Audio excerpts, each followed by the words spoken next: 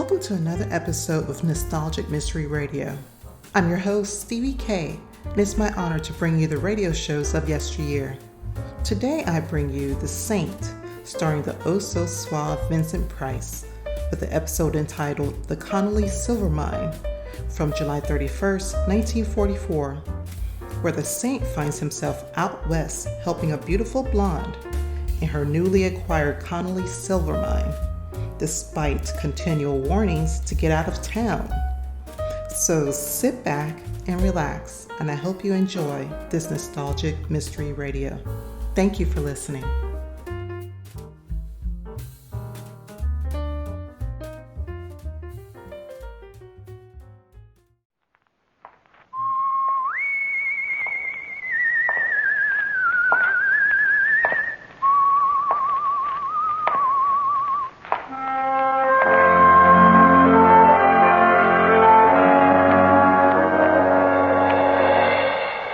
The Adventures of the Saint, starring Vincent Price.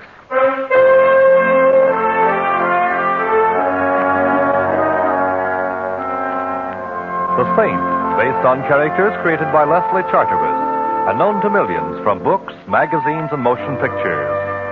The Robin Hood of modern crime is now transcribed for radio, starring Hollywood's brilliant and talented actor Vincent Price as the Saint.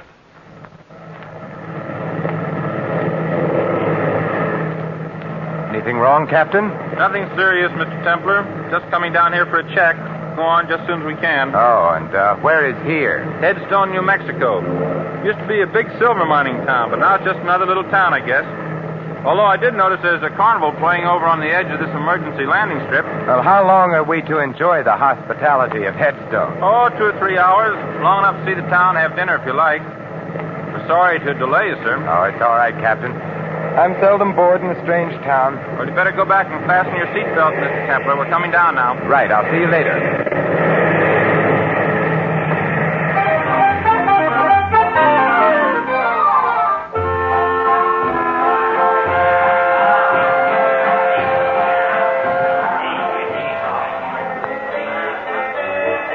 Well, good evening, Saint. You know me? Yet I don't seem to recall your face. Harry Kelly, and you don't recall my face because we've never met, but I've seen many pictures of you, and so I recognized you immediately. Well, that's very flattering. Tell me, Mr. Kelly, how can I get into town? You can find a cab on the other side of the carnival. Planning on staying long? Not at all. Should I? On the contrary, I was just going to suggest that I doubt if Headstone would welcome the presence of the Saint. Just a friendly remark, you understand. Oh, naturally.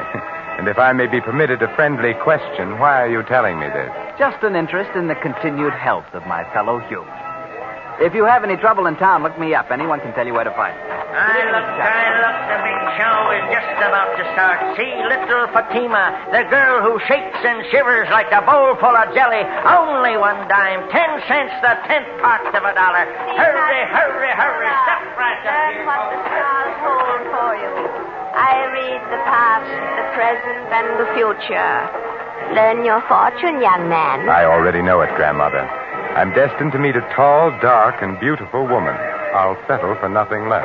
I see strange lines on your face, young man. Huh? I will tell your fortune without charge. Give me your hand. I see danger. Beware of a blonde young woman. She will bring you death. There are worse ways of dying, Grandmother. I see danger, much danger, for one with a halo about his head. Blood and death. Unless he travels, I see... I think I'm beginning to get the idea. You might tell your crystal ball that I'm beginning to be interested. Goodbye, Grandmother, and may the saints bless you.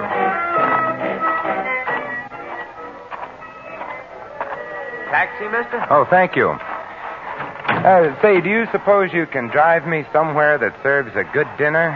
Sure. The Silver Dollar Hotel. Oh, fine. You know, I was just sitting there communing with nature about how many guys there are who blow their wad to watch some dame do a hula but won't spend a dime on a hack. Do I detect a touch of Brooklyn? How could you miss? That's me, chum. Ziggy from Flatbush. I used to drive a hack in Brooklyn. Now I own the only hack in Headstone. It's light, huh? You know, I ain't seen the Brooklyn Bridge for 10 years since I come out here for my health. Like I always say, it's a smart man who knows when it's healthy to get out of town. Meaning what? Does everything have to mean something? Me, I mind my own business. I stay healthy.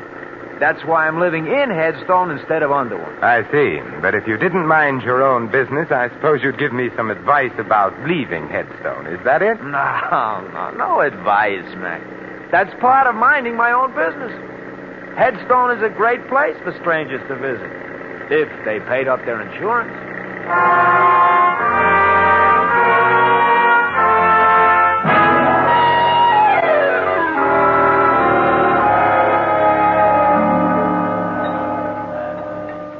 Here you are, waiter. Very nice dinner. My check, please. No, thank you. Keep the change. Hello. Well, this is a surprising hotel. First a beautiful dinner, and then an even more beautiful blonde. May I sit down? Oh, by all means, Miss... Betty Conley. You're Simon Templar? I should have worn my dark glasses. But now that the truth is out, you might as well call me Simon. All right, Simon. Now, how did you know who I am? Now, don't tell me that you were just passing and recognized me. Why, Ziggy told me that you were here. He owns and drives the taxi here in Headstone. I know I shouldn't look a gift blonde in the hair, but why did Ziggy tell you I was in here? Well, Ziggy knows that I need help, and he thought, well, that is, since you're the saint, you might help me. Well, I have been known to help beautiful blondes on occasion. But tell me why you should need help, Betty. Someone's been trying to kill me. Oh, there should be a law against that. Are you sure? I've been shot at twice, and everybody here has been very unfriendly, except Ziggy and a man named Harry Kelly. I've noticed the unfriendliness in this town. But being unfriendly towards you is obviously an indication of insanity. Oh, please don't joke about it. I'm frightened. All right, my dear. Now tell me about it. Well, my father was known as Silver Slim Conley. He lived here for years. But he sent me east to school when I was very young, and I didn't come back here until recently. My father died about a month ago. Oh, I'm sorry. He was broke, and all he left me was his old silver mine. He called it the Betty Mine, after me. And I take it somebody wants the mine. No, the mine is completely worthless. There hasn't been any silver in it for years. But, my dear, you were shot at twice. Have you any idea who did the shooting? No. But it might be the same man who told me to get out of town. Oh, who? Mike McCarthy. Ziggy says he's an eastern gangster who's been living out here for several months. Will you help me, Mr. Simon? Well, I've never been able to say no to a pretty girl. You mentioned a man named Harry Kelly before. Just who is he? He knew my father. He's been very friendly to me, although he thought I ought to leave town, too. I've met Mr. Kelly, and he intrigues me very much. I think we'll go see him. All right. Oh, just a minute. There was some red dust on your coat. Oh, thank you. Ziggy apparently doesn't get enough passengers to keep his cab dusted. Did you say Ziggy was parked outside in his chariot? He was when I came in. Oh, there he is. Yes, looking exactly as if he were back in Brooklyn. Ziggy! Oh, so she found you, huh? Thanks to your bird dogging, which I must admit in this case has done much to overcome any natural prejudice against cab drivers that I might have. Say, do you know where Harry Kelly lives? Sure. Well, let's go then. Hey, don't you ever clean out this hack? What's all this dust? Well, who knows? Maybe it was that redhead that hired me yesterday. So she had dandruff. Ziggy, you missed your calling. You're as funny as an undertaker. Well, now, Ziggy, I don't suppose you'd care to tell me why you warned me to get out of Headstone. Got me all wrong, Saint. I wasn't warning you. I was just talking about myself. And I don't suppose you'd care to tell me why somebody took pot shots at Miss Connelly here and told her to get out of town, too. Me, I don't know nothing. Like I was telling you, Saint, I mind my own business. Maybe you stay ignorant that way, but it's healthier, and I like it like that. Well, in that case, why did you send Miss Connelly in to see me? Well, like you can see, she's a pretty little pigeon. She needs to know some guy who'll help her. Now, it ain't no secret that the saint goes around mixing in other people's business, so I tell her to see you. And who told you I was the saint? I got eyes in my head, ain't I? Like I said, I used to hack in Brooklyn. I got around. What about this Mike McCarthy? Strictly smart money, Saint. Huh? A lot of guys have crossed his path once, if you get what I mean. What about Harry Kelly? Local stuff. A nice schmo, but no more. You're doing all right for a guy that doesn't know anything. You got me wrong, pal. Ziggy, he looks people over, but he don't see nothing except one guy is tough, another guy is a schmo, and maybe another guy is too nosy. I really don't think we should try to involve Ziggy, Simon. He's been very nice as it is. Yeah, she's got something, pal. I ain't really equipped for it because the way you're headed, only a saint could feel at home.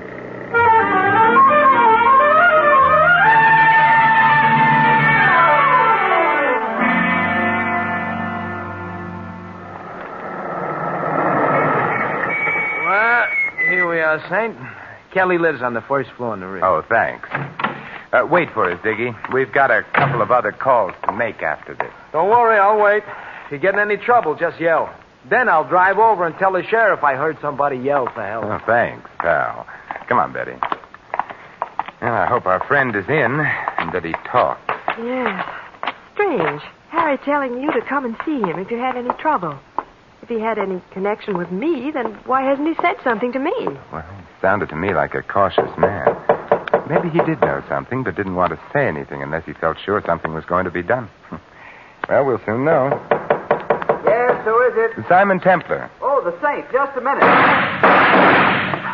Those shots were in that room. This is no time for conversation, darling. We're going in. Oh, but... Like this. Kelly! Oh, Simon. Kelly! Kelly, this is Simon Templar. Saint? Yes, Kelly, the Saint. Who shot you? The window. The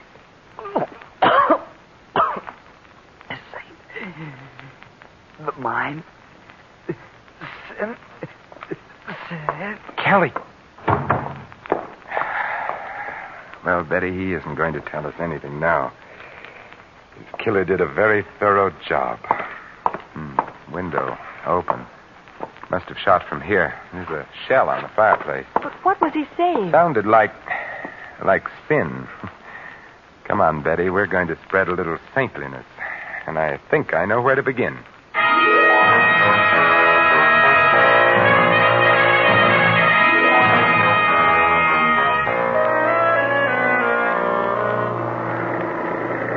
Ziggy, didn't you hear anything? Well, I noticed some noise, but like I told you... I know. You mind your own business. Are we going to the sheriff, Simon? No, not yet. Ziggy, who's the assayer in this town? Old man Matthews. The office is closed now, but he lives right ahead there. That big white house. Okay, stop there. But, Simon... I'd like to satisfy a little curiosity about that mine of yours. I'll be right back. You stay in here, Betty.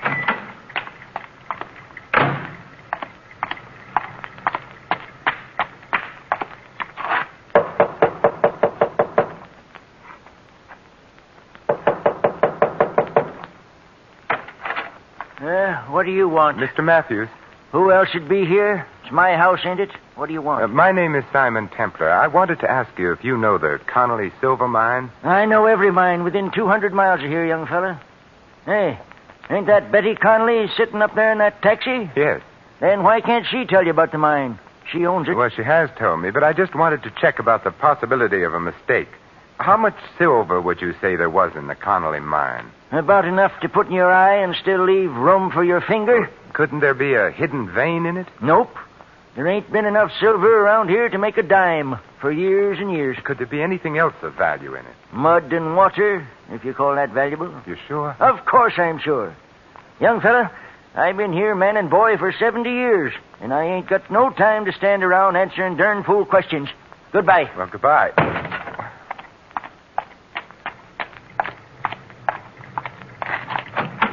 And Betty, you may be right. Old man Matthews says the mine is worthless, too.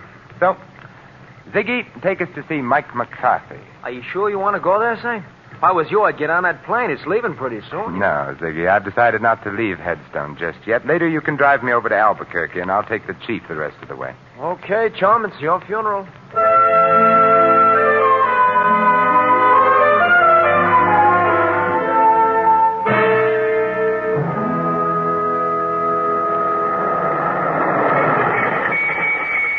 Simon, please be careful. Don't you worry, Betty. The Halo Wearers Benevolent Association would be very upset if anything happened to me. I'll be right out.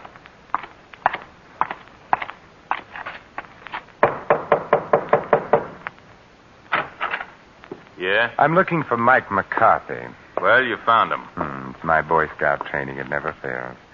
My name is Simon Templar. The Saint? I've been known by that name. So what? That's a very interesting question. I must try to think of an answer sometime. Meanwhile, I thought you might like to know that I heartily disapprove of your telling a certain Miss Betty Connelly that she ought to leave town. What's a girl to you? That's my business. I could make it mine. And if I do, your halo's going to slip down and start choking you. I thought bullets were more in your line. Meaning what? Meaning the shots fired at Miss Connelly and a little gunning job only a few minutes ago. I didn't do any gunning. But I'm liable to if you don't beat it. You sound so sure of yourself, Michael. That's because I got more in my hand than an itching palm. That's a very pretty gun, Mike. But I'm very much afraid that nothing will satisfy my curiosity short of knowing why you want to get Miss Connelly out of town. I got answers for nosy guys. 6 of them. Now just stand right there. Stay away from that desk, Saint, or Don't worry, Mike. I have no interest in the desk at all, but I do have an interest in Miss Connelly. And now, Michael, I'll bid you adieu.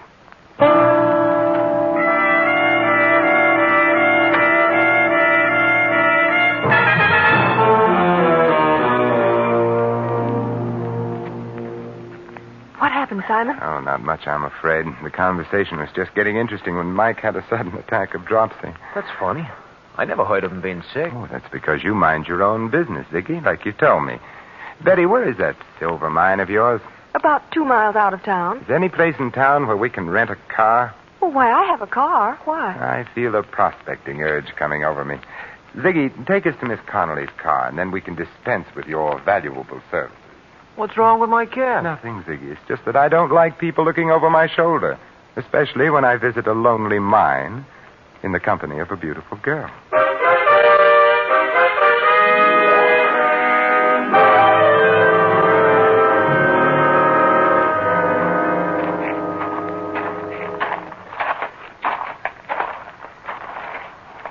Well, here's the Betty mine, although I don't know why you want to see it. Frankly, I don't know either.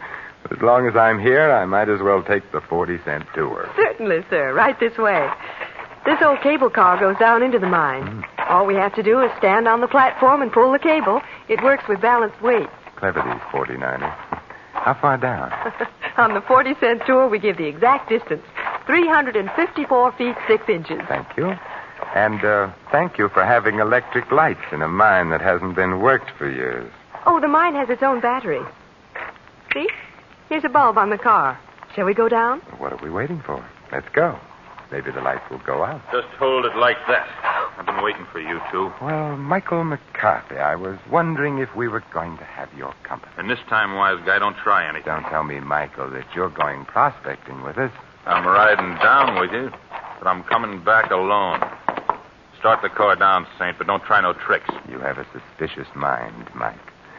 Well, here we go. Call out your floors, please. Mezzanine, ladies' underwear, galoshes, and accessories. You'll be singing a different tune pretty soon, Saint. You both had your chance to leave town your way. Now you're going to leave my way. Oh, Simon, I'm sorry. Oh, don't be, Betty. This is my first ride on an open cable car. And it'll be your last. I wouldn't be too sure. Unless that cable breaks before we get to the bottom. What are you talking about? Sucker! It's a little crowded here for a 1-2, so I guess a 1.5 will have to do. Oh, Simon. How terrible. There now, Betty. It's all right. Oh, but Simon, it could have been you. He almost knocked you off the platform, too. It was the padded shoulders in my coat. I felt them hit the side. Oh, look at your shoulders. They're covered with dirt from the sides of the shaft. Yeah. Huh. It's red dirt. Wait a minute. Well, we can go back up, Betty. Mike doesn't need our help, and I don't need anybody to answer questions anymore.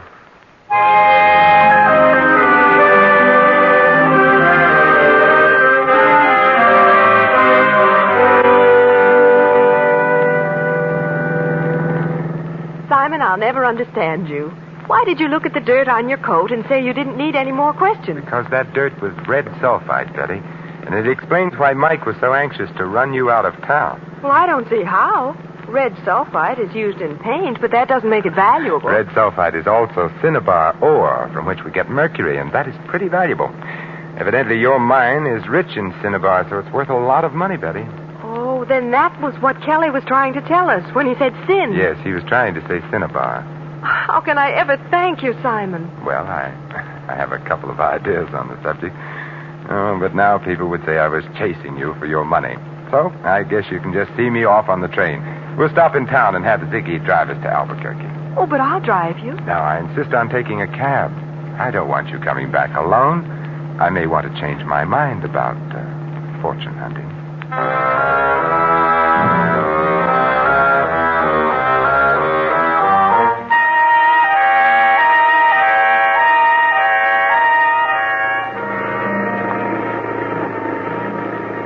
Like I said, Saint, I'm glad to see you leaving. This town is just funny about strangers. But hadn't you ought to take Miss Conley with you? But she doesn't have to go now, Ziggy, and besides, she's rich. She's what? Yes, Vicky, we found out that Dad's mine is valuable after all.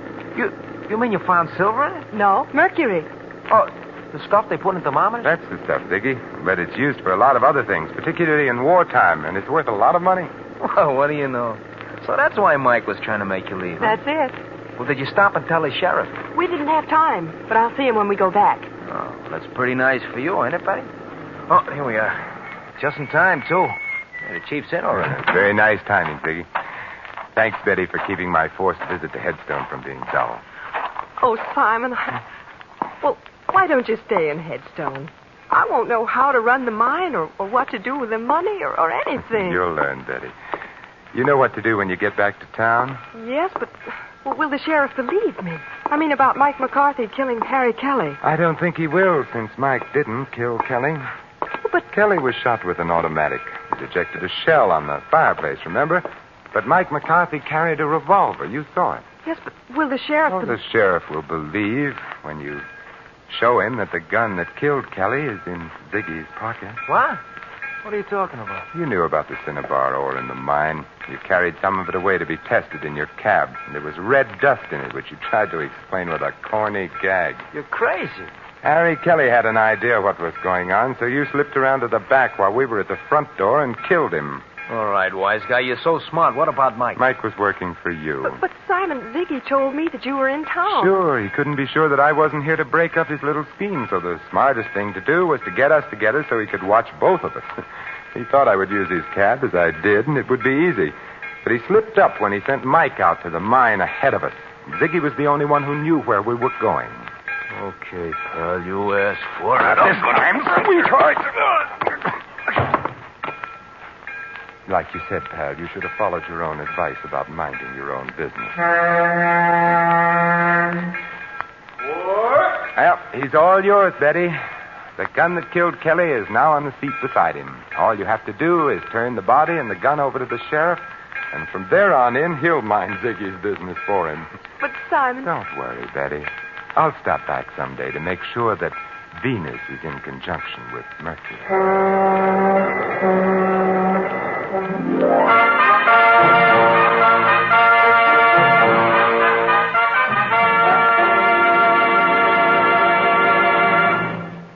You have just heard another adventure of the Saint, the Robin Hood of modern crime. And now, here is our star, Vincent Price. Ladies and gentlemen, how many times there have been men just like Ziggy, led into crime by insatiable greed, forgetting the simplest truths so aptly phrased by John Dryden. Murder may pass unpunished for a time, but tardy justice will o'ertake the crime. This is Vincent Price extending a personal invitation to all of you to join us again next week at this same time for another adventure of the Saint. Good night.